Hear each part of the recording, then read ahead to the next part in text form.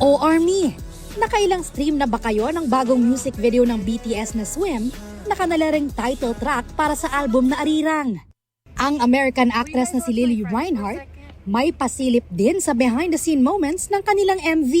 Will you guys watch my friends for a second? Inabangan worldwide ang kanilang comeback matapos ang 4 na taon kabilang ng mga Philo Army. Comeback of the Kings! Isa si Ella sa mga pinalad na army na nanalo sa lottery slot para sa concert ng grupo. I immediately booked a ticket regardless of the price just to see them live. I'm quite nervous and so excited na. Siyempre, hindi magpapatalo ang kanilang home base sa South Korea na naghahanda na sa kanilang libreng concert. Mula sa stage at upuan ng fans, all set na ang lahat. Sinilip din ng Minister ng Interior and Safety ng South Korea ang preparation sa concert. Inaasahang aabot sa 260,000 ang manonood roon.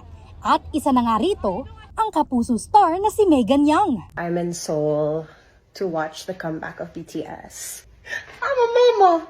I waited for BTS and they're back and now I'm watching here with my baby. At behind every fangirl like Megan ay ang kanyang supportive hubby. Ika nga ni Mikael Daez, "This is my wife's moment."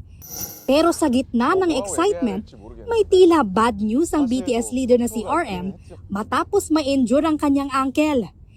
Limitado muna ang kanyang performance. Sa isang live, sinabi rin ni RM, hindi kailangang mag-alala ng army at magpapagaling siya agad.